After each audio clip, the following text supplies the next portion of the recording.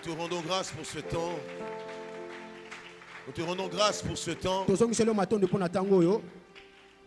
Merci Seigneur pour l'étape qui va suivre. Nous voulons écouter ta parole, Seigneur. Nous te prions, Dieu, de bénir cette parole dans nos cœurs et de te servir de cet instrument que tu t'es choisi ce matin pour fidèlement nous transmettre la pensée qui vient du ciel. Il est écrit dans ta parole que l'homme ne vivra pas seulement du pain, mais de toute parole qui sort de la bouche de l'Éternel. Je te prie ce matin, Dieu, je suis convaincu d'une chose. Ton cœur a besoin de s'exprimer et laisse que ta servante devienne la bouche de ton cœur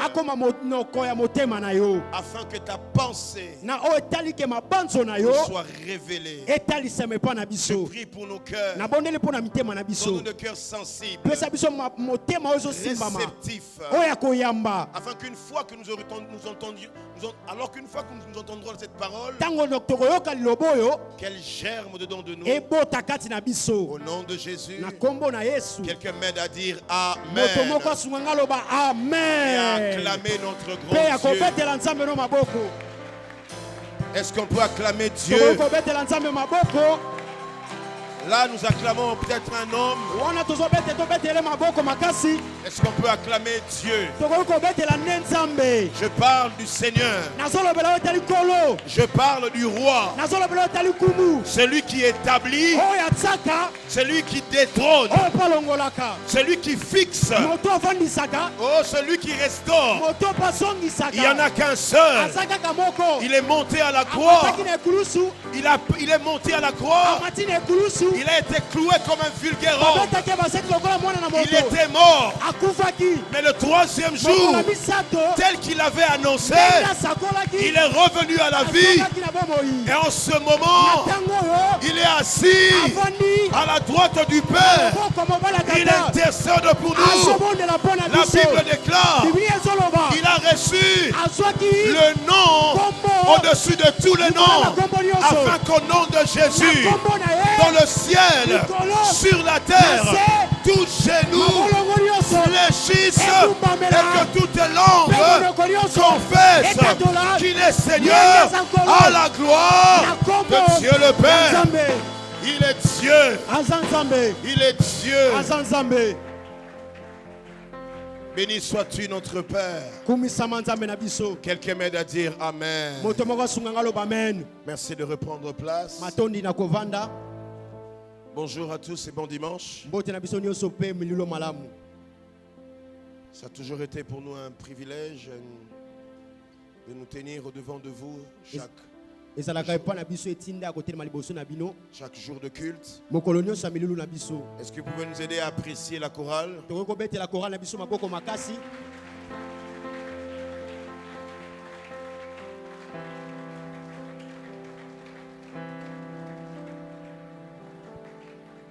Alléluia. Amen. Nous rendons grâce à Dieu pour ce matin. Amen, amen. Amen. Alors sans plus tarder, allez, celle qui va nous apporter la parole ce matin. Je crois que quand j'ai dit celle, vous avez déjà compris que ce n'est pas moi qui vais prêcher. Mais c'est cette merveilleuse servante de Dieu, Ami, qui va nous faire du bien ce soir. Ce matin. Hier, par la grâce de Dieu, nous étions ensemble ici. Nous avions tenu un moment formidable avec la jeunesse. Et Dieu nous a parlé. Il nous a instruits. Et nous a aidés à répondre à certaines questions. Nous le bénissons fortement pour cela. Alors sans plus tarder, alors qu'elle va s'avancer, vous allez m'aider à accueillir la servante de Dieu, le pasteur Gaël. Généralement, on parle de pasteur Gaël.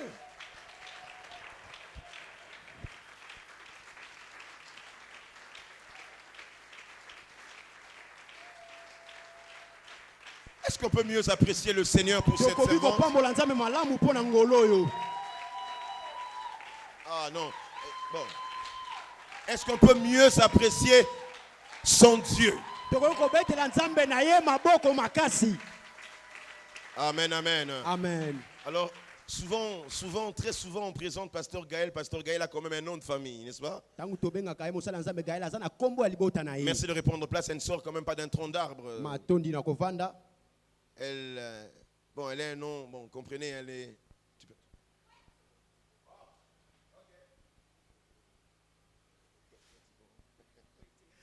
Alors, elle s'appelle Pasteur Gaël Kouété. Amen. Amen. Voilà, alors on peut encore acclamer le Seigneur alors que va prendre la parole.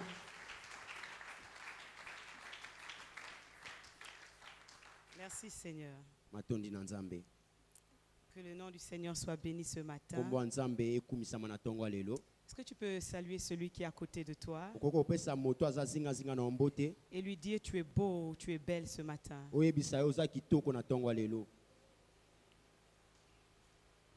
Dis-lui aussi pour moi, bienvenue dans la présence de Dieu.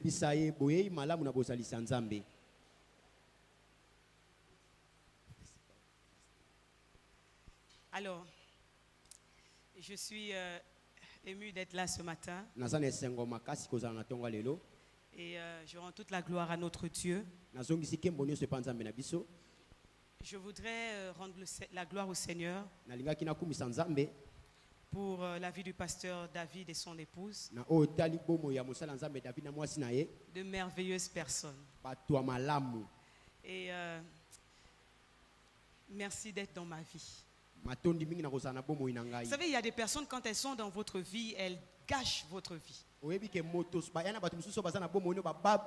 y en a d'autres qui vous aident à vous construire avec Dieu. Et qui sont des modèles. Que Dieu bénisse ce couple. Avant d'aller plus loin, permettez-moi de rendre l'honneur et la gloire à Dieu pour la vie de deux personnes importantes pour moi. Mes deux pasteurs, le pasteur Dour, c'est bon, dis pasteur. Parce que ce que j'ai entendu, c'est pas ça. Le pasteur Ndou Mignan, il est musulman, il était musulman, il est devenu chrétien. Aujourd'hui, il est pasteur au Sénégal. Et c'est mon mentor. C'est un homme qui m'a béni quand j'étais à Dakar. Et grâce à lui aussi, je suis là avec vous ce matin. Parce qu'il m'a béni, il m'a dit va avec ma bénédiction. Je voudrais ensuite remercier la vie du pasteur Boris. C'est mon pasteur, c'est mon papa. Et des hommes merveilleux qui auront l'occasion d'être avec nous ici. Est-ce que vous pouvez m'aider à acclamer le Seigneur pour leur vie? Merci. Alors je finis en bénissant le Seigneur pour chacun d'entre vous. Merci d'être là ce matin. Il y a quelques temps, pasteur, à Dakar, j'étais en train de dire que pendant le confinement, on prêchait aux chaises vides. On arrivait à l'église était fermée. On avait juste des caméras et les chaises étaient toutes vides. Mais c'est un plaisir de prêcher devant des frères et des sœurs. Alors merci d'être là ce matin. Amen. Amen. Gloire à toi, Seigneur. Merci pour ta présence. Merci toi qui rends possible ce moment. Donne-moi de partager ta parole comme tu le mets dans mon cœur. Merci, Seigneur, parce que tu es bon et tu es fidèle. Reçois notre louange ce matin. Au nom de Jésus. Amen. Amen. Merci, Seigneur. Maman Charlie est là. Bonjour, Maman Charlie. C'est notre maman à tous. Que Dieu te bénisse, maman. Ce matin, le Seigneur a donné à mon cœur une merveilleuse parole. Alors c'est pourquoi j'ai envie de te dire bienvenue dans la présence de Dieu. Bienvenue dans la présence du Dieu de toute la terre. La Bible l'appelle le Dieu de toute la terre. Et c'est lui qui nous rassemble ce matin. Alors j'ai envie de te dire bienvenue dans sa présence. Parce que lorsque on est en présence d'un grand, alors un temps soit peu, nous aussi nous sommes grands. On a l'habitude de nous dire, quand tu marches avec les grands, alors tu deviendras grand. Ce qui est bien avec Dieu, c'est que quand on marche avec lui, on ne devient pas grand, mais on est déjà grand. Parce qu'il habite en nous. Et sa présence en nous fait que nous sommes des hommes extraordinaires. Ce matin, je viens au nom du Dieu de toute la terre. Et je viens vous annoncer une bonne nouvelle. La bonne nouvelle, frères et sœurs, c'est que durant ces 3 mois à venir, Dieu va nous faire du bien. Durant ces 3 mois à venir, Dieu va nous faire du bien. Ah, tu es trop froid ce matin. Je dis Dieu va te faire du bien. Alors acclame le Seigneur, parce qu'il va te faire du bien. Alléluia. Ce matin, j'ai envie que tu sois libre dans la présence de Dieu. Parce que je peux vous assurer, pasteur, que ce que Dieu va faire dans votre vie va vous dépasser. Ce que Dieu va faire dans ta vie, mon frère, ça va te dépasser. Ah, j'ai envie que tu dises avec moi, dépasser. Dépasser.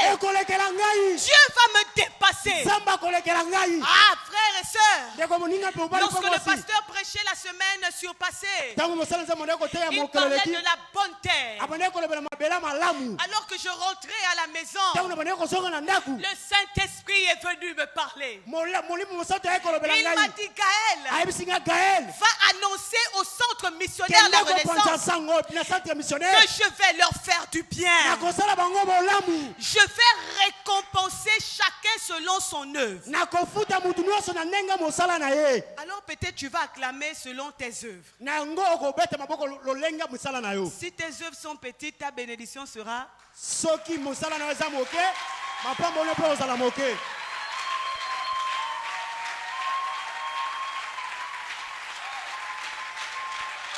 Reçois la gloire, Seigneur. Yes. Ah, reçois notre louange.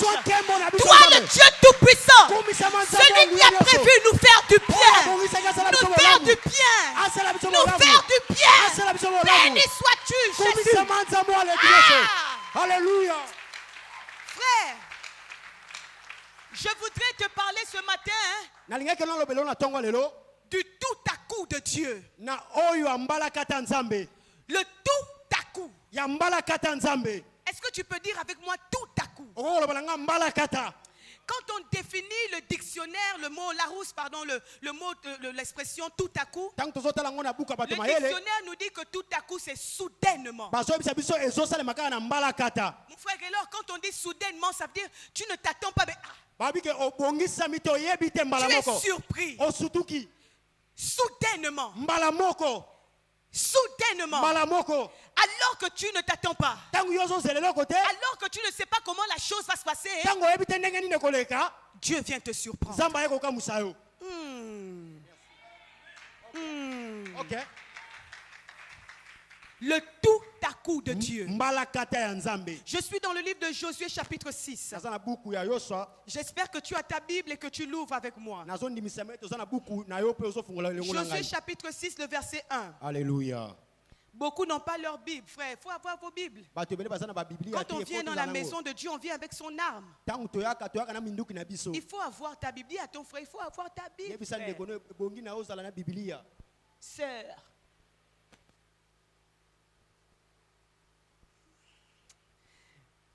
Josué chapitre 6 verset 1. Jéricho était fermé et barricadé devant les enfants d'Israël. Je vais lire.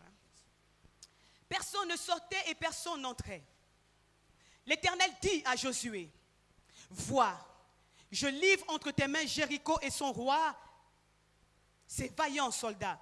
Faites le tour de la ville, vous tous les hommes de guerre. Faites une fois le tour de la ville, tu feras ainsi pendant 6 jours. 7 sacrificateurs porteront devant l'arche 7 trompettes retentissantes. Le 7e jour, vous ferez 7 fois le tour de la ville et les sacrificateurs sonneront des trompettes. Quand ils sonneront de la corne retentissante, quand vous entendrez le son de la trompette, tout le peuple poussera de grands cris.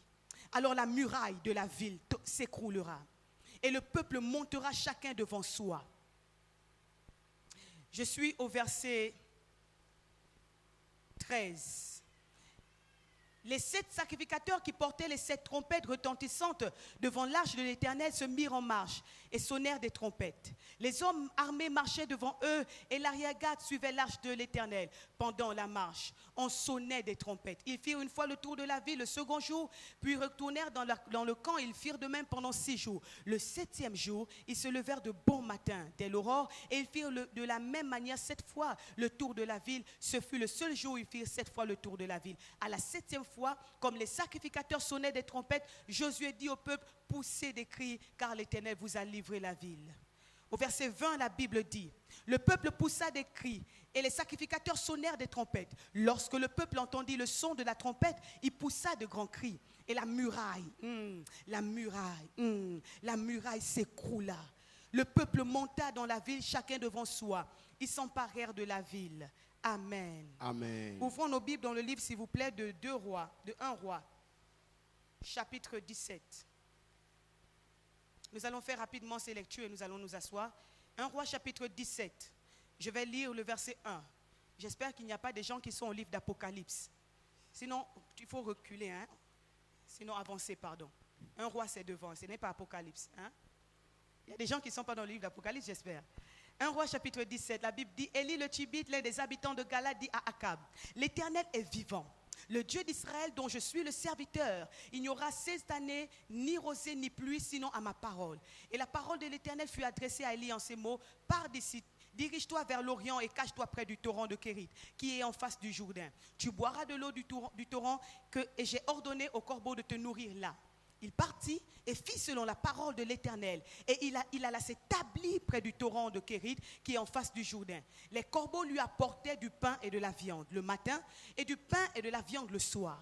Et il buvait de l'eau du torrent. Mais au bout d'un certain temps, le torrent fut sec, car il n'était point tombé de pluie dans le pays. Alors la parole de l'Éternel lui fut adressée en ces mots. Lève-toi, va à Sarepta qui appartient à Sidon, et demeure là. Voici, j'y ai ordonné à une femme veuve de te nourrir. Il se leva et il alla à Sarepta. Comme il arrivait à l'entrée de la ville, voici, il y avait là une femme veuve qui ramassait du bois. Il appela et dit, va me chercher, je te prie, un peu d'eau dans un vase afin que je boive. Et elle alla en chercher. Il appela de nouveau et dit, apporte-moi, je te prie, un morceau de pain dans ta main. Et elle répondit, l'Éternel dont ton Dieu, est vivant. Je n'ai rien de cuit. Je n'ai qu'une poignée de farine dans un pot et un peu d'huile dans une cruche. Et voici, je ramasse 2 morceaux de bois, puis je rentrerai et je préparerai cela pour moi et pour mon fils. Nous mangerons, après quoi nous mourrons. Élie lui dit, ne crains point, rentre, fais comme tu as dit, seulement prépare-moi d'abord avec cela un petit gâteau et tu me l'apporteras. Tu en feras ensuite pour toi et pour ton fils. Car ainsi parle l'Éternel, le Dieu d'Israël, la farine qui est dans le pot ne manquera point et l'huile qui est dans la cruche ne diminuera point, jusqu'au jour où l'Éternel fera tomber de la pluie sur la face du sol. Elle fit selon la parole d'Élie et pendant longtemps, elle eut de quoi manger. Et elle et sa famille aussi bien qu'Élie. La farine qui était dans le pot ne manqua point et l'huile qui était dans la cruche ne diminua point selon la parole que l'Éternel avait annoncée par Élie. Bien-aimés, un peu de sport ce matin. Allons dans le livre de Daniel chapitre 3. Nous sommes encore debout et nous faisons notre dernière lecture. Daniel chapitre 6. Daniel chapitre 6.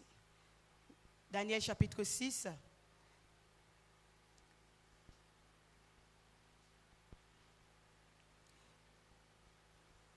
Verset 3. Daniel surpassait les chefs et les satrapes parce qu'il y avait en lui un esprit supérieur. Et le roi pensait à l'établir sur tout le royaume. Alors, les chefs et les satrapes cherchèrent une occasion d'accuser Daniel en ce qui concernait les affaires du royaume, mais ils ne purent trouver aucune occasion ni aucune chose à reprendre parce qu'il était fidèle et qu'on n'apercevait chez lui ni faute ni rien de mauvais. Et ces hommes dirent, nous ne trouverons aucune occasion contre ce Daniel, à moins que nous n'en trouvions une dans la loi de son Dieu. Puis ces chefs et ces satrapes se rendirent tumultueusement auprès du roi et lui parlèrent ainsi: Roi Darius, vis éternellement. Tous les chefs du royaume, les intendants, les satrapes, les conseillers et les gouverneurs sont d'avis qu'il publie un édit royal avec une défense sévère, portant que quiconque dans l'espace de 30 jours adressera des prières à quelques dieux ou à quelques hommes, excepté à toi, au roi, sera jeté dans la fosse aux lions. Là-dessus, verset 9, le roi Darius écrivit le décret et la défense. Verset 10, lorsque Daniel sut que le décret était écrit, il se retira dans sa maison où les fenêtres de la chambre supérieure étaient ouvertes dans la direction de Jérusalem. Et 3 fois le jour, il se mettait à genoux, il priait et il louait son Dieu comme il le faisait auparavant. Verset 16, alors le roi donna l'ordre qu'on amène Daniel et qu'on le jette dans la fosse aux lions. Le roi prit la parole et dit à Daniel: puisse ton Dieu, que tu sers avec persévérance, te délivrer. On apporta une pierre et on l'a mise sur l'ouverture de la fosse. Le roi la scella de son anneau et de l'anneau de ses grands, afin que rien ne soit changé à l'égard de Daniel. Verset 20. En s'approchant de la fosse, il appela Daniel d'une voix triste. Le roi prit la parole et dit à Daniel: Daniel, serviteur du Dieu vivant, ton Dieu que tu sers avec persévérance a-t-il pu te délivrer des lions? Et Daniel dit au roi: Roi, vis éternellement. Mon Dieu a envoyé son ange et fermé la gueule des lions, qui ne m'ont fait aucun mal, parce que j'ai été trouvé innocent devant lui, et devant toi non plus, ô roi, je n'ai rien fait de mauvais. Amen. Amen. Que le Seigneur nous bénisse. Prenons place. Désolé de vous avoir gardé debout un peu longtemps. Mais il fallait qu'on lise ces histoires, ces 3 histoires, pour qu'on ne revienne plus dessus. Ce matin, je nous disais, bien-aimés, que je viens nous parler du tout à coup de Dieu. Je définis le tout à coup comme l'intervention extraordinaire de Dieu à un temps T de ta vie. Je définis le tout à coup comme une intervention extraordinaire de Dieu à un temps T de ta vie. Bien-aimé dans le Seigneur, personne dans la Bible n'a vécu une intervention de Dieu en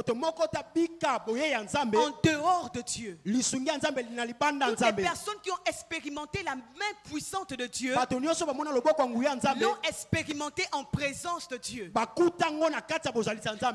a expérimenté la main de Dieu alors qu'elle était une femme vierge, que selon la science elle ne pouvait pas enfanter. Mais la Bible nous montre que Dieu est descendu dans la vie de Marie et à une femme vierge il a donné un enfant. La Bible nous parle d'Élisabeth et de son mari qui étaient avancés en âge, et Dieu est arrivé soudainement, pasteur. Dieu a intervenu dans la vie d'Élisabeth. La Bible nous parle encore de la femme qui souffrait d'une perte de sang depuis 12 ans. Ce matin, elle se réveillait et elle allait passer ses journées comme habituellement. Mais elle ne savait pas que Dieu avait prévu intervenir dans sa vie ce jour-là. C'était un matin ordinaire. Mais Dieu, quand il vient dans notre vie, il fait de nos journées ordinaires des journées extraordinaires. Il vient et il intervient dans la vie de cette femme. Alors que pendant 12 ans, elle avait souffert d'une perte de sang. Je veux que tu te mettes à la place de cette femme. La Bible dit qu'elle avait dépensé tout son argent. Mais ce jour-là, je dis ce jour-là, ça peut être comme ce matin-ci, ça peut être comme aujourd'hui, alors que Jésus passait, cette femme s'est dit en elle-même: il faut que je le touche. Si je le touche, certainement quelque chose peut se passer. Et la Bible nous raconte qu'à l'instant même, elle fut guérie. Je crois que si tu es malade ce matin, à l'instant même, alors que tu es dans la présence de Dieu, tu peux expérimenter le tout à coup de Dieu. Frère, ce jour-là, Ce jour-là, Josué, qui était un homme aguerri au combat, il est le successeur de Moïse. Il doit emmener le peuple d'Israël à rentrer dans la promesse. Et la Bible nous raconte qu'il devait combattre certaines villes. Parce que ces guerriers étaient sur leur chemin. Ils devaient s'emparer de certaines villes. Et pour ce faire, pour un homme habitué au combat, normalement il se préparait à aller en guerre. Mais dans l'histoire que nous avons lue, la Bible nous dit, Josué, au verset 6, au chapitre 1, Dieu parle à Josué. Il lui dit, fortifie-toi et prends courage. Dieu commence à équiper Josué avant qu'il ne rentre dans réellement sa destinée. Depuis le début de leur rencontre, je montre à Josué qu'il ne sera jamais seul. Dieu sera toujours avec lui. Quel que soit ce qui arrivera. Rappelle-toi, Josué, que je serai toujours avec toi. Bien-aimé dans le Seigneur, Josué rentre dans sa marche. Il rentre dans sa destinée. Il doit aller combattre un peuple. Quand ce peuple a entendu parler que Josué arrivait avec l'armée d'Israël, ils ont pris peur. Ils ont construit des grands murs, une grande muraille, afin que personne ne sorte de la ville et que personne n'entre dans la ville. Ils voulaient se protéger de Josué et de son armée. La Bible nous montre que c'était une ville barricadée. Personne ne pouvait entrer. Malgré les stratégies de Josué, il ne pouvait pas accéder à cette ville. La bonne nouvelle, c'est que Josué entend Dieu lui dire une chose. Dieu parle à Josué. Et Dieu dit à Josué, je dis que Dieu dit à Josué. Donc Josué ne s'est pas levé comme ça. Josué a entendu Dieu. Josué a écouté Dieu. Et Josué a obéi. Dis avec moi, obéi. Bien-aimé, Dieu lui dit, pour faire tomber la muraille de Jéricho. On dit la muraille, c'est la muraille, non? Le français, merci papa, Matondo. Alors, pour faire tomber ces murs de Jéricho, Dieu dit quelque chose à Josué. Il dit à Josué, fais une chose. Prends les sacrificateurs. 7 sacrificateurs. Marche avec eux. Il faut qu'ils soient devant. L'armée d'Israël derrière. Vous allez faire le tour de la ville. Pendant 6 jours. On ne doit pas entendre le bruit du peuple. On doit juste entendre le son de la trompette. Mais le 7e jour, vous allez faire le tour 7 fois. Et ensuite, tu crieras au peuple. Maintenant, poussez des cris. Bien-aimé dans le Seigneur, Josué entend Dieu lui parler. Je suis convaincu qu'il s'est posé des questions. Il s'est dit, mais comment? Mais ça, c'est quel genre de stratégie encore? Je sais que Dieu, il ouvre la mer en deux. Je sais qu'il accompagne le peuple dans le désert. Ça, c'est encore quelle stratégie? Ça, c'est encore quelle façon de faire? Mais pourquoi il peut me demander ça? Bien-aimé dans le Seigneur, il a obéi. Je dis, il a obéi. La caméra, je vous dérange? Je remonte? Ça va? Permettez-moi d'être libre. Hein? Il a obéi. Je dis, il a obéi. Frère, avec le peuple, ils ont commencé à marcher. La Bible nous dit que tous les matins, ils se levaient. Et il faisait le tour. Le 7e jour, c'est la parole de l'Éternel. Alors qu'ils étaient en train de faire le tour, pasteur. Alors qu'ils étaient en train de tourner. Alors que le peuple de Jéricho se posait des questions. Il y avait un calme. Un calme qui faisait peur. Ah, vous savez, le calme de Dieu fait peur. Le silence de Dieu fait peur. Quand Dieu te dit tais-toi, tais-toi. Quand Dieu te dit n'interviens pas dans cette situation, n'interviens pas. Laisse Dieu te justifier. Quand Dieu te dit parle, parle. Quand Dieu te dit prie, prie. Quand Dieu te dit laisse ta chambre et va au salon, mets-toi sur le sol. Commence à passer du temps dans ma présence. Ne réfléchis pas trop. Fais ce que Dieu te dit. Obéis. Parce que quand Dieu se tait, le monde des ténèbres est en train de trembler. Et c'est ce qui s'est passé avec Jéricho. Pendant qu'il faisait le tour, pendant qu'il faisait le tour, ce qui se passait, pasteur, le Saint-Esprit m'a aidé à voir ce qui se passait ce jour. Pendant qu'ils étaient en train de tourner, le Saint-Esprit était en train d'utiliser l'obéissance de Josué. Et l'obéissance de Josué était en train de creuser des fosses. Et en train de creuser autour de la muraille. L'obéissance, frère, fait en sorte que Dieu marche pour te donner la victoire. L'obéissance, frère, fait en sorte que Dieu se lève et intervienne extraordinairement dans ta vie.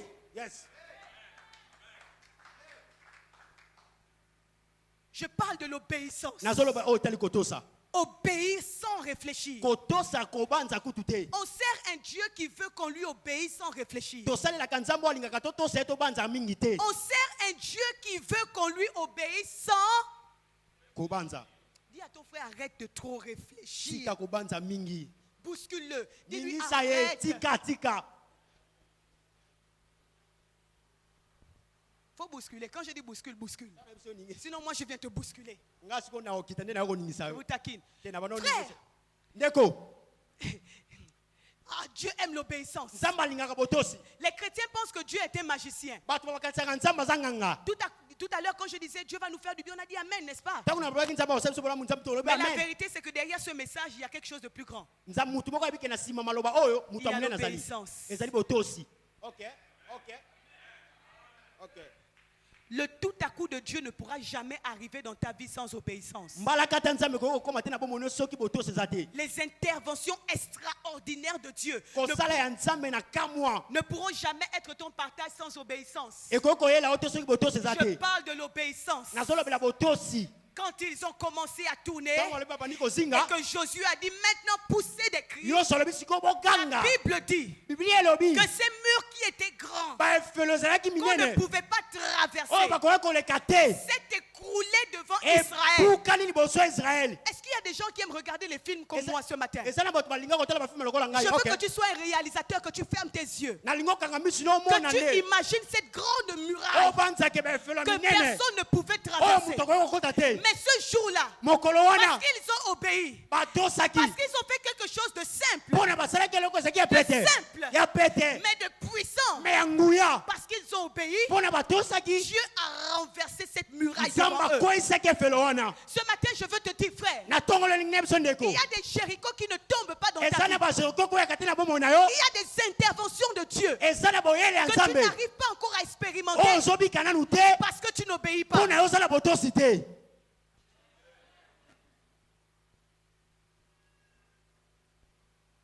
L'obéissance.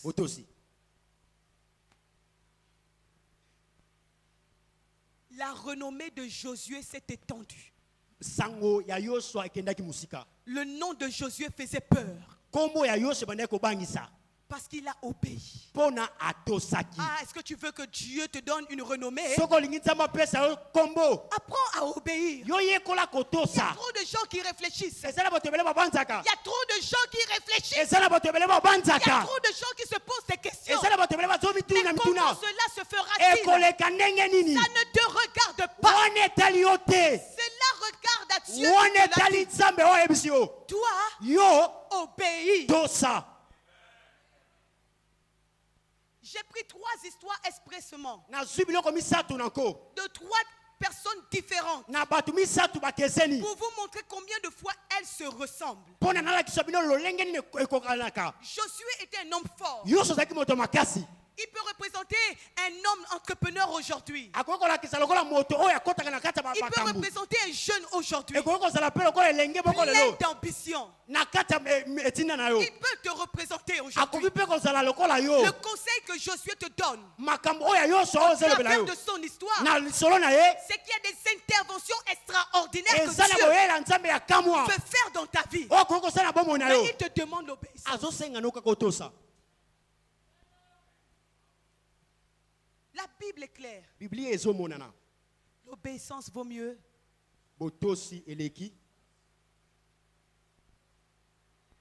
Josué a développé l'obéissance dans l'écoute. Nous avons lu l'histoire de la veuve de Sarepta. Une femme veuve. J'aime Dieu, pasteur David. Parce que Dieu utilise des choses faibles pour confondre l'intelligence des orgueilleux. Vous savez, à chaque fois que je lis cette histoire, je me pose la même question. Pourquoi, Seigneur?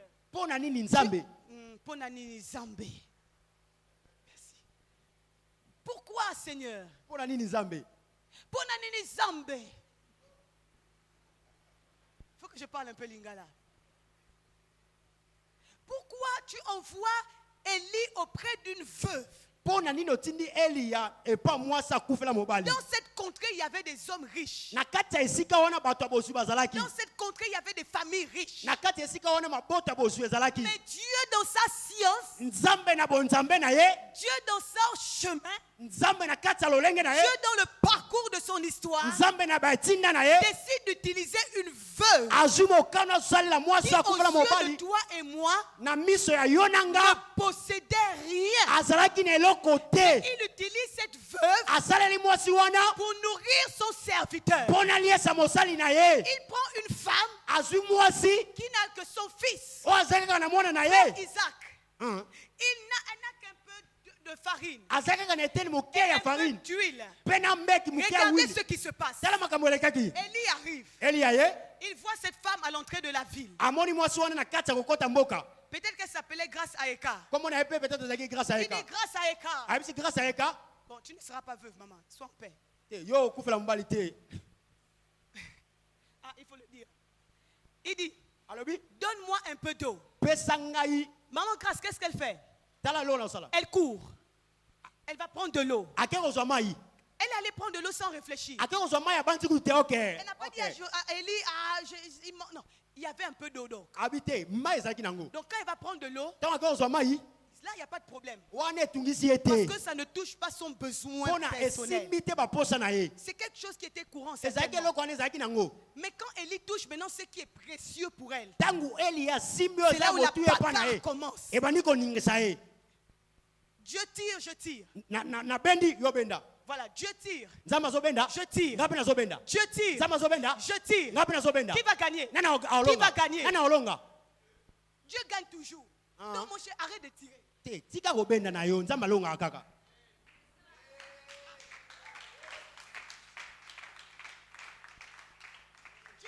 toujours. Donc quand tu fais le catch, lutte avec Dieu, tu vas perdre.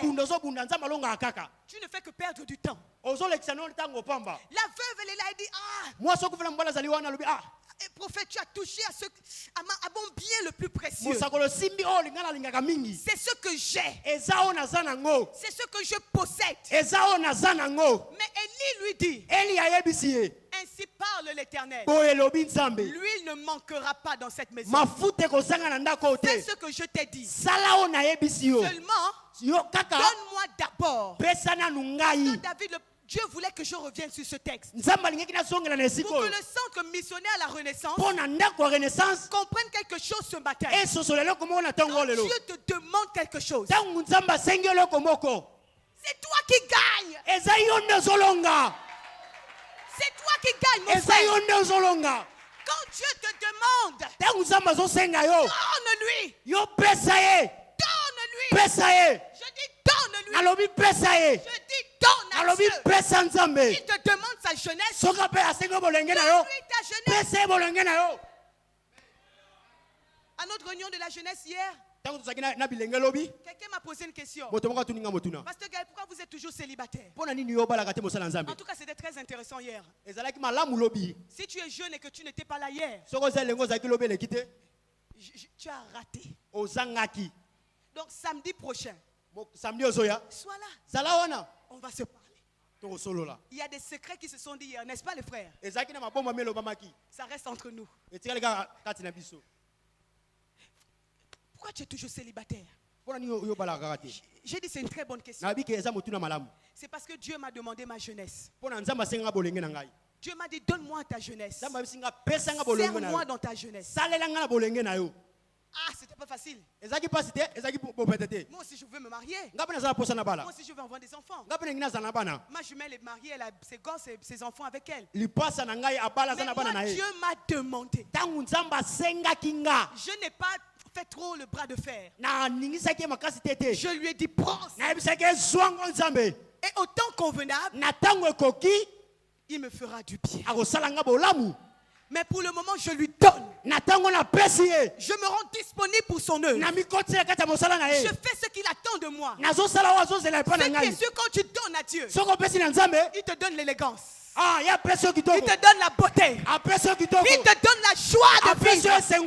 Il t'épanouit. Parce que celui qui demeure sous l'abri du Très-Haut repose à l'ombre du Tout-Puissant. Jeune, donne-toi à Dieu. Jeune fille, jeune femme, donne-toi à Dieu.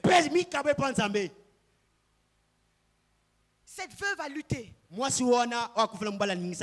ne me reste qu'un peu de farine et un peu d'huile. Je pensais en préparer pour moi et mourir. C'est comme si Élie est intransigeant, insensible à sa douleur. Frère, souvent vous aurez l'impression que Dieu est insensible à votre douleur. Il n'est pas insensible. Il est en train de vous former pour votre bien. Des fois, vous traversez des moments difficiles et vous vous dites, mais Dieu, il m'a oublié. Dieu ne t'a pas oublié. Frère, quand elle a obéi, la ville a parlé de la femme de Sarepta. Jusqu'aujourd'hui, on parle de cette femme. Jusqu'aujourd'hui, on parle de cette femme. Jusqu'aujourd'hui, on parle de cette femme. Elle a eu une intervention extraordinaire. Chaque jour, il y avait de l'huile, il y avait de la farine. Il y avait de l'huile, il y avait de la farine. Il y avait de l'huile, il y avait de la farine. Chaque jour, les gens venaient taper à sa porte. Femme de Sarepta, donne-nous un peu d'huile, donne-nous un peu d'eau, donne-nous un peu de farine. Quand tu obéis à Dieu, tu marches dans ces tout à coup. Quand tu obéis à Dieu, ta vie est un témoignage. Quand tu obéis à Dieu, ta vie est un témoignage. Ta vie n'a plus de témoignage parce qu'à un moment tu as arrêté d'obéir. Ton obéissance est partagée. Tu donnes à Dieu 20%. Toi tu restes avec 80%. Tu vas vivre les petits tout à coup de Dieu. Tu vivras des petites interventions de Dieu. Ah, mais donne-toi totalement. Quand Dieu va intervenir, on va te demander, mais qu'est-ce que tu fais? Pasteur David, qu'est-ce que tu fais?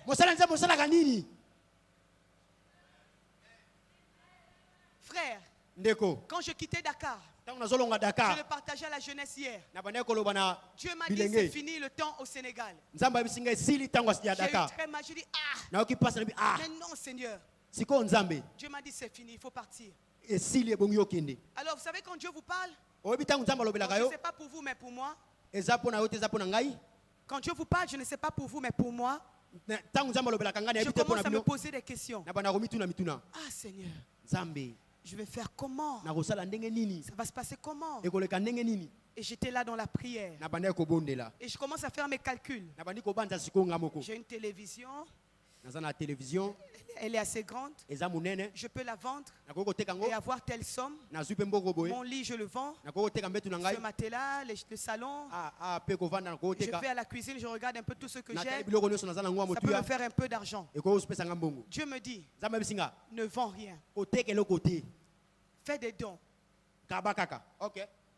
Mon frère Isaac, tu ne crois pas que c'est Dieu qui te parle? Mais comment, Seigneur? Dieu me dit, fais des dons. Alors je commence à prendre. J'avais déjà envoyé les photos dans le groupe de l'église. Et beaucoup étaient déjà en train de dire, je prends la télé, je prends ceci, je prends cela. Alors toutes les personnes qui avaient dit, je prends ci, je prends ça, je leur ai dit, je vous les offre, je vous les offre. Et les gens étaient très contents. Pendant qu'eux, ils étaient contents, Seigneur, comment ça va se passer pour moi? Eux, ils sont contents, mais moi, je suis... Frère, mais quand Dieu te parle, obéis. Un moment, je veux tricher avec Dieu. J'avais un très beau moulinex. Je voulais le mettre dans la valise. Je me disais, ce sera quand même un souvenir. Seigneur, tu vas comprendre. Dieu vient me parler. Je t'ai dit, tu n'emmènes rien. Moi-même, je me chargerai de toi. Frère, j'arrive à Kinshasa. Je vois le pasteur David et son épouse. On est content. Mais dans mon cœur, maman grâce, comment ça va se passer? Alors je cherche la maison. Je trouve la maison. Mais la maison est vide. Le pasteur David disait que c'était un terrain de football. Quand on arrivait dans mon salon, c'était vide. Un jour, ma mère m'a vu. Nous étions sur WhatsApp. Et j'étais assise. Comme ça. Elle me dit, qu'est-ce qui se passe, ma fille? Qu'est-ce que tu manges? J'ai dit, maman, je mange une galette, hein? Une galette au beurre. Elle me dit, quoi? Qu'est-ce que tu fais? J'ai dit, non, maman, c'est la vie d'un missionnaire. Parce que pour aller chez toi, c'est trop loin. Donc, des fois, j'étais à la maison. Mais le Seigneur me disait de rester en prière. Elle me dit, tu ressembles à une veuve. Hein, ma fille? Tu as laissé tout ce que tu avais. Ah, toi aussi, Gaël. J'ai dit, maman, laisse, tu verras ce que Dieu va faire. Je suis rentré en retraite. Le vendredi 26 septembre. J'étais à la cuisine. Je regardais le dehors. Et je disais à Dieu, fais-moi voir ta gloire. Avant octobre, il faut que cette maison soit équipée. Frères et sœurs, quand je parle, je n'ai même pas 5 francs dans mes poches. J'ai tout donné à Dieu. Frère, le dimanche 29 septembre, je crois. 29 septembre. J'étais assise là. Le pasteur David prêchait ici. Et il a parlé d'un très bon message, la bonne terre. À la fin de son message, il m'a dit de venir prier ici. Ceux qui étaient là, on a prié ensemble. Après, j'ai dit, on va acclamer le Seigneur. Je ne sais pas pour vous. Mais pour moi, quand j'acclamais, je disais, Seigneur, je veux voir ta gloire. Ce salon. Frère, j'ai vraiment acclamé pour ça. Je disais, Jéricho, tu tombes. Je veux voir la gloire de Dieu. Je suis allé m'asseoir. Le pasteur David a fait un appel. Vous vous souvenez? Ce jour-là, après ma retraite, une soeur m'a envoyé $200. Donc quand j'étais assise là, j'avais mes $200. Et je me disais, je vais acheter certainement telle chose. Mais le pasteur David est venu dans l'objectif de gaspiller mes projets. Il a lancé un appel. Et j'étais assise là, j'ai dit, Seigneur, je te connais. C'est tellement tu savais que je devais donner. Prends pour toi, Seigneur. On a acheté ce qu'on a acheté. Les amis, ce dimanche à 11h30, j'ai fait ces gestes. Dimanche à 11h, on a à 21h moins, un ami m'appelle. Pasteur, qu'est-ce que tu fais? J'ai dit, je suis à la maison. Mais viens manger avec nous. Ah, j'étais déjà dans mon lit. J'ai dit, mais je dors, je suis fatigué. Il dit, oh, viens, il y a du poulet mayo. Quand on dit poulet mayo, je... Poulet mayo. J'aime tellement le poulet mayo. Alors il me dit, viens, on vient manger chez toi. J'ai dit, ok, on va manger au salon, mais il n'y a pas de chaise. Il s'est moqué de moi. Il m'a dit, le missionnaire. Il m'a dit, viens, je vais te présenter quelqu'un. Nous sommes arrivés et puis on a mangé. Quelques minutes après, la personne me regarde. Elle me dit, Pasteur Gaël, demain vous aurez votre salon et votre télévision. Wow. Le lendemain, quand Dieu vous bénit, il y a une joie. Hein? Vous marchez vraiment. Donc,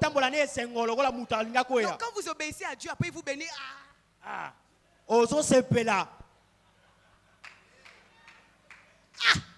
Non, il faut obéir à Dieu. Nous étions à Orca avec le pasteur David. J'avais ma casquette rouge et mon t-shirt rouge. Je marchais dans Orca fier. On disait de regarder le salon que vous vouliez. Ne regardez pas les prix, prenez ce que vous voulez.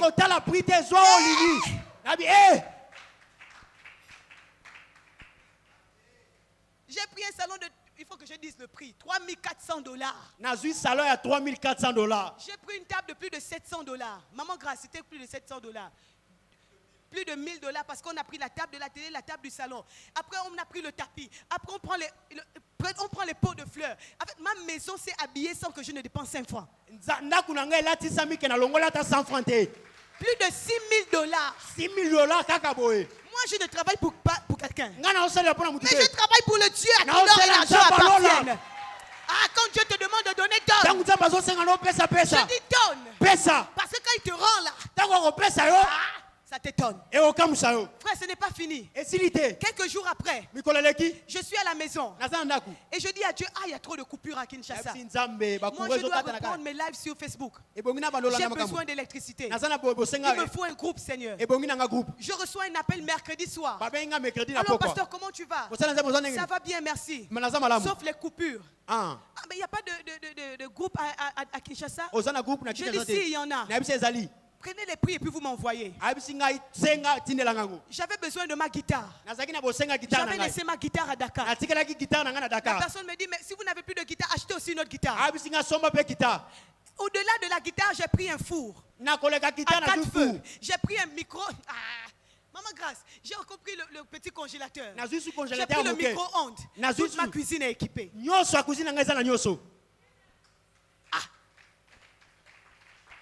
Grâce.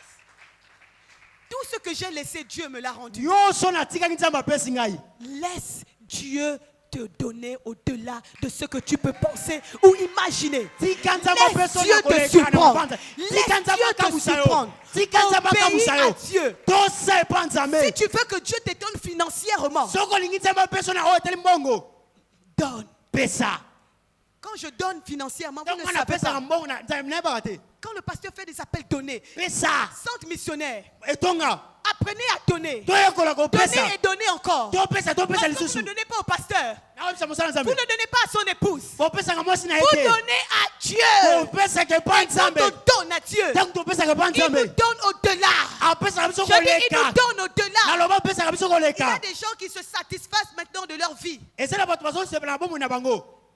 Dieu veut faire encore plus. Mon frère, Dieu veut faire encore plus dans votre vie.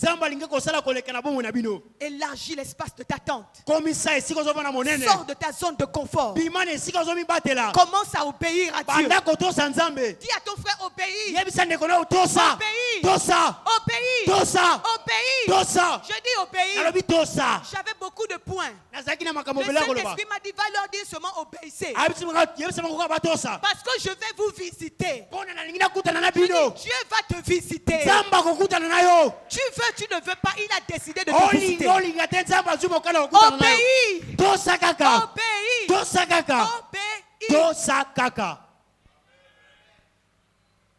On sert un Dieu vivant. redoutable. Daniel était dans la fosse au lion. Daniel était un homme intelligent. Un homme élevé en dignité. Un homme haut placé dans sa société. Mais la différence, c'est que Daniel connaissait son Dieu. Daniel était un homme persévérant. Daniel était un homme qui aimait Dieu. Daniel était un homme qui connaissait Dieu. Quand vous regardez cette histoire, il a appris qu'on était en train de fomenter un plan contre lui. Ça n'a pas changé son attitude. Je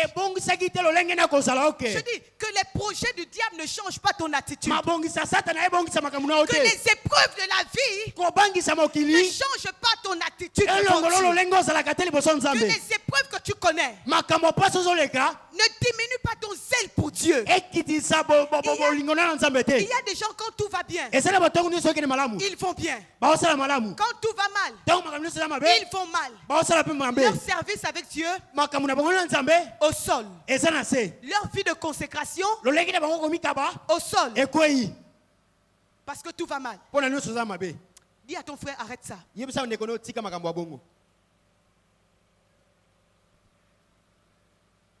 Sers Dieu. Daniel apprend qu'on va le jeter dans la fosse au lion. Mais la Bible dit, il entend que si quelqu'un prie un autre Dieu, il sera jeté. Augmente d'autres fois. C'est comme s'il était content. Il dit, ok, je retourne dans mon lieu de prière. La Bible dit il persévérait chaque jour dans ces temps de prière, de louange. Dans cette histoire, frère, Dieu n'est pas venu parler à Daniel, pasteur. Il a parlé à Josué. Il a parlé à la veuve de Sarepta. Mais ici, Dieu n'a pas parlé à Daniel. Dieu n'a pas dit à Daniel, va dans la fosse au lion, je vais me révéler, je vais intervenir. Daniel, vas-y. Dieu n'a pas parlé. Dieu n'a pas parlé. Mais comment Daniel a écouté Dieu dans cette situation? Daniel savait que quelque part il est écrit, l'Éternel est mon berger, je ne manquerai de rien. Quand je marche dans la vallée de l'ombre de la mort, je ne crains aucun mal. Sa houlette et son bâton me rassurent. Il dresse devant moi une table en face de mes adversaires. Il ouait ma tête et ma coupe déborde. Yes. Et ma coupe déborde. Daniel connaissait son Dieu. Daniel connaissait la parole de son Dieu. Frère, quand tu connais la parole, tu peux entendre Dieu. Même dans le silence de ta vie. Même dans la fosse au lion, tu continues de craindre Dieu. Parce que tu connais sa parole.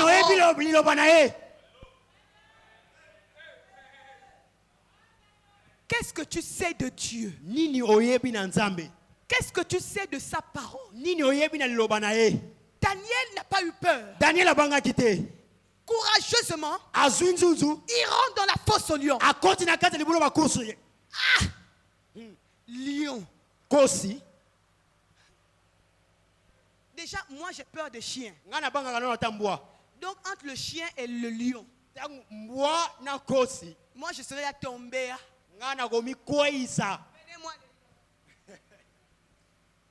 Le fait de voir le lion te fait peur. Qu'est-ce qui s'est passé avec Daniel? Daniel connaissait son Dieu. Il sait qu'il s'appelle le lion de la tribu de Juda.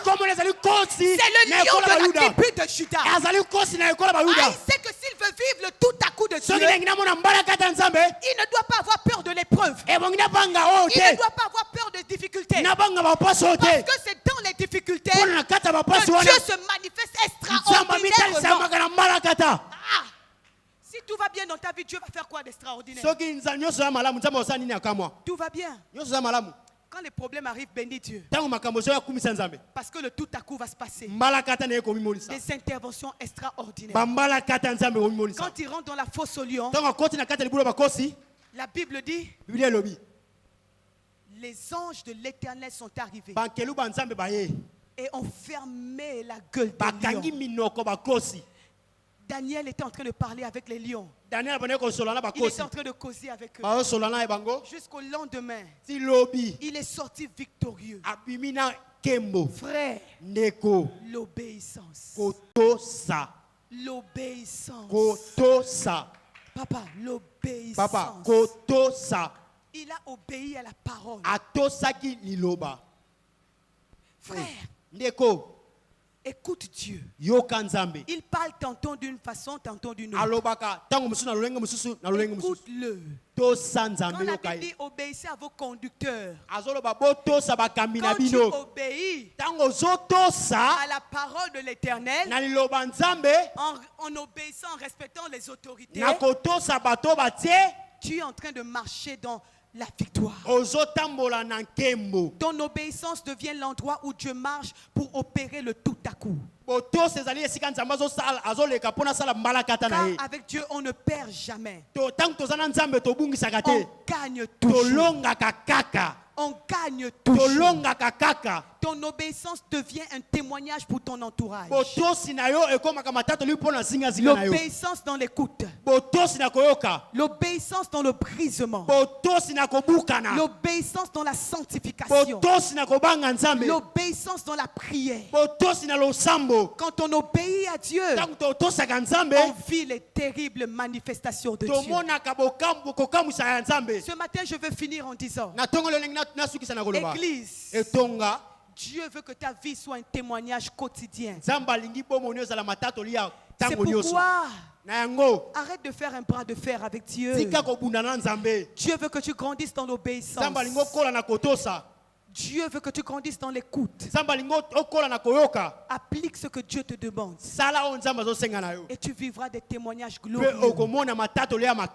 Est-ce qu'on peut prier? Alléluia. Alléluia. Alléluia.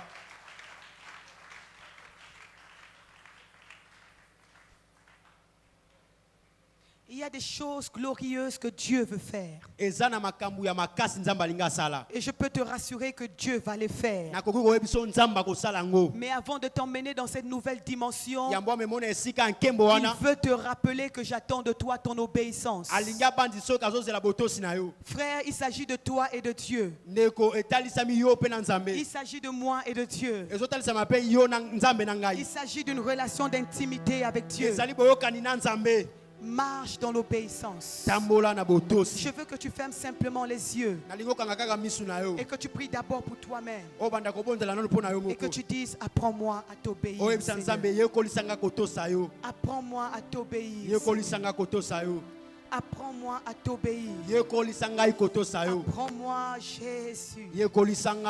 Ah, je veux que tu parles à Dieu. Que tu lui dises, apprends-moi à t'obéir. L'obéissance dans les petites choses. L'obéissance dans les grandes choses. Il a dit, jette ton pain à la surface des eaux. Avec le temps, tu le retrouveras. Tu ne retrouveras pas un pain mouillé. Tu retrouveras un pain. Écoute Dieu, obéis à Dieu. La Bible dit, ayez en vous les sentiments qui étaient en Jésus, lequel existant en forme de Dieu n'a point regardé comme une proie à arracher, d'être égal avec Dieu, mais il s'est rendu obéissant. Il s'est dépouillé lui-même en prenant une forme de serviteur, en devenant semblable aux hommes et ayant paru comme un simple homme. Il s'est humilié lui-même, se rendant obéissant,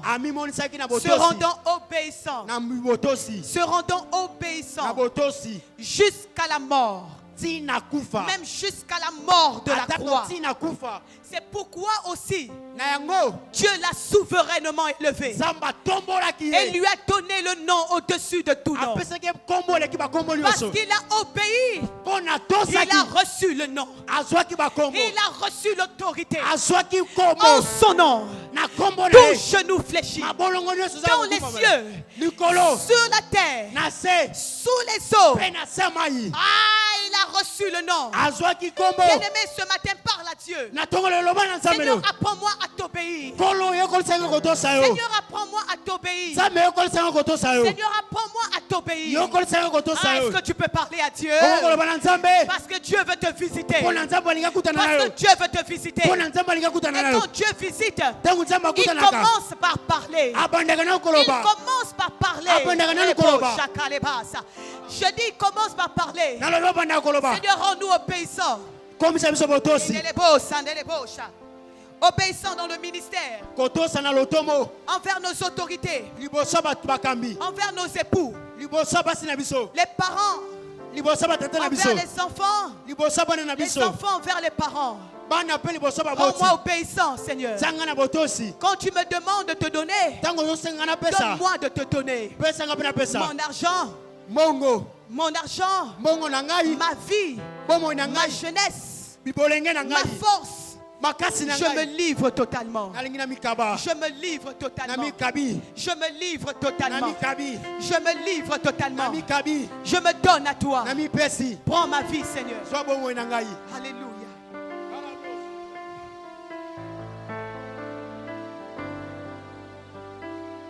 Je veux faire un appel ce matin. Tu es dans cet endroit. Tu es devenu insensible à la voix de Dieu. Tu as des problèmes même pour écouter Dieu. Tu as des problèmes pour obéir à Dieu. Tu te poses trop de questions. J'ai envie de prier avec toi. Que le Seigneur touche ta vie ce matin. Que le Seigneur touche ton cœur ce matin. Tu veux aller dans une nouvelle dimension avec Dieu. Tu veux que Dieu fasse de toi quelqu'un de différent. Dans cette saison qui vient, tu as envie de renouveler ton alliance avec Dieu. Alors lève-toi, viens, nous allons prier pour toi. Nous allons te recommander à la grâce de Dieu. Vraiment, si ce besoin est présent dans ton cœur, viens, nous allons prier pour toi. Alors prions, Église, pendant que nous sommes en train de prier.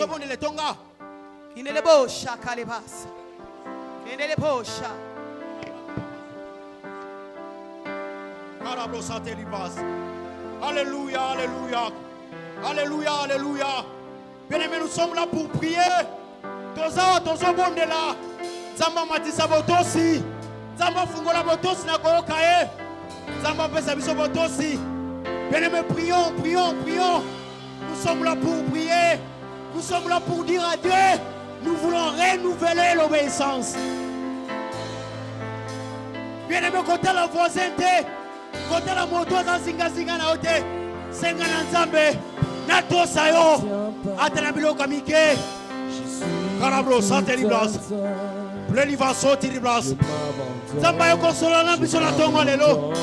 Dieu est venu nous parler. Dieu est venu nous toucher. Bien-aimé, je n'ai pas honte pour prier. Je n'ai pas honte pour renouveler mon alliance. J'ai besoin d'obéir. Je m'abandonne à toi. Ce n'est pas un homme que j'obéis, mais c'est un Dieu fidèle. Je suis tout le temps. Je m'abandonne à toi. I give myself away.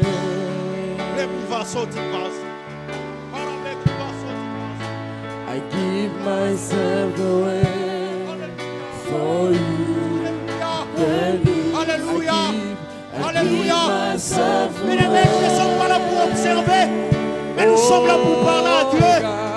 Nous sommes là pas pour regarder, pour nous les bons esprits, mais nous sommes là pour parler à notre Dieu. I give myself, les yeux fermés, mais nous parlons à notre Dieu.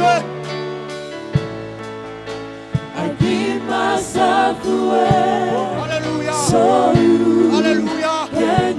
Apprends-nous à t'obéir. Apprends-nous à t'obéir. Même dans de petites choses. Même dans de petites choses. Même dans de petites choses. Éternel, Dieu d'Israël, apprends-nous à t'obéir.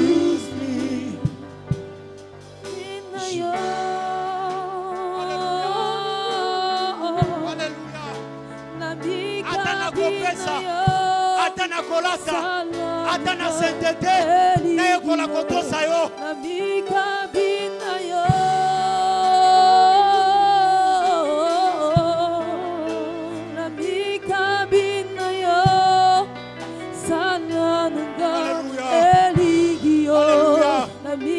Que Dieu bénisse toutes les personnes qui prient. Que Dieu bénisse toutes les personnes qui prient. On n'est pas là comme venus comme des observateurs. On est venu parler à notre Dieu. On est venu parler à notre Dieu. Apprends-nous à t'obéir. Apprends-nous à obéir à ta parole.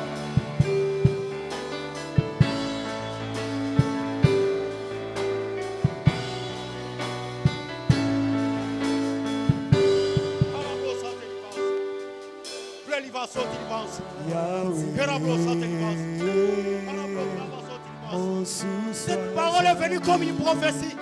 C'est au-delà même de la prophétie. C'est la voix audible de Dieu. Il parle à travers sa parole. Il nous interpelle à travers sa parole.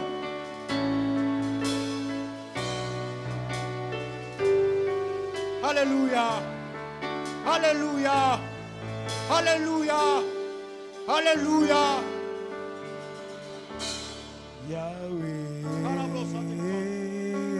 Omba, prie bien-aimé. Prie bien-aimé. Arrêtons de faire l'observateur. Bien-aimé, intercédons.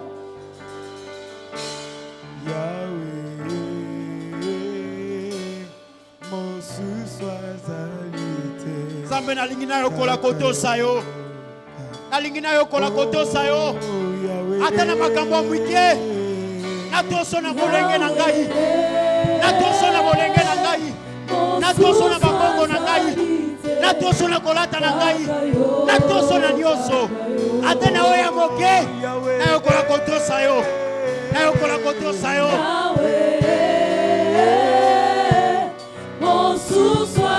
Samba pambola bato bazobondela. Samba pambola bato bazoloba na nzambe. Te kola koto sayo.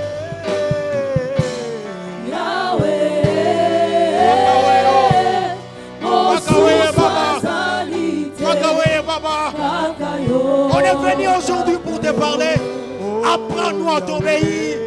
Apprends-nous à t'obéir.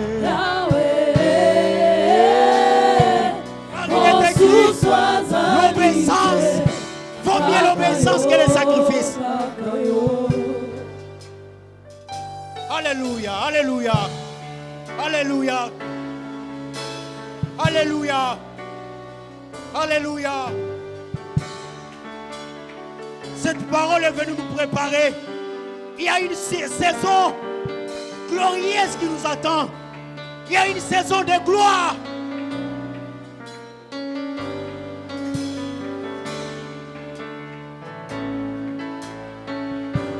Apprends-nous à t'obéir. Apprends-nous à t'obéir. Bien-aimés, le mois restant, on a besoin que Dieu nous visite. Le mois restant, on a besoin de vivre sa main. Et Dieu est venu nous parler aujourd'hui. Dieu ne cesse pas de marteler, de nous interpeller sur l'obéissance. Apprends-moi à t'obéir. Apprends-moi à t'obéir. Apprends-moi à t'obéir.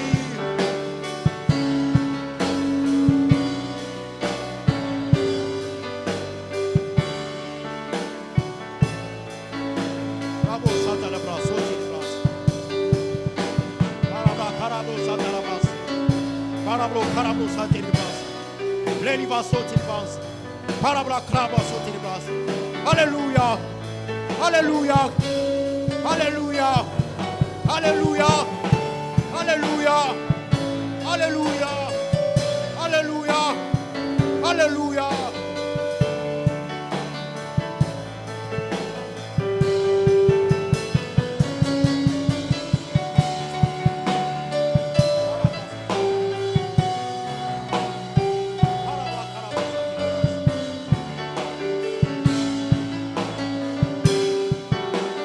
Ne cesse pas de prier, ne cesse pas de prier, ne cesse pas de prier.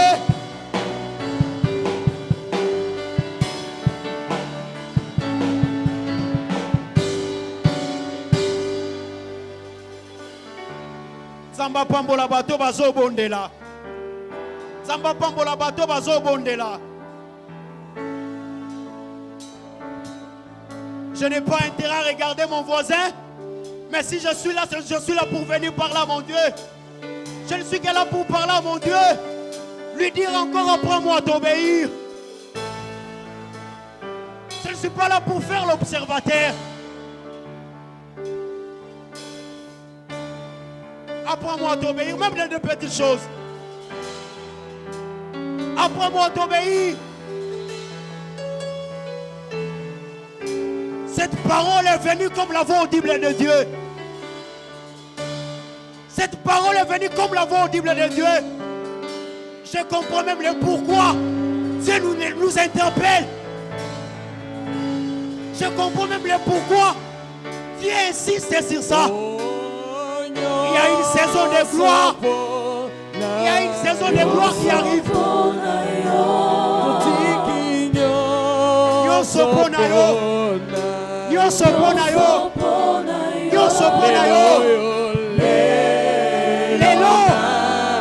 Na pesi nyonso.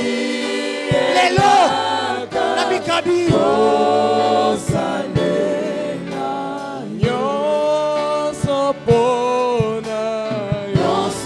Les 2 mois restants. Lelo na mikabi.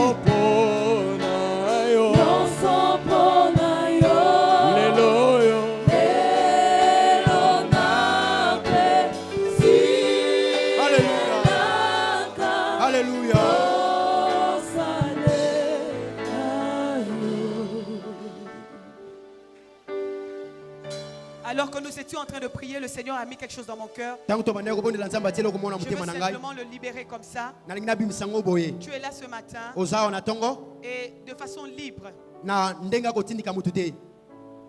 fais une offrande à Dieu.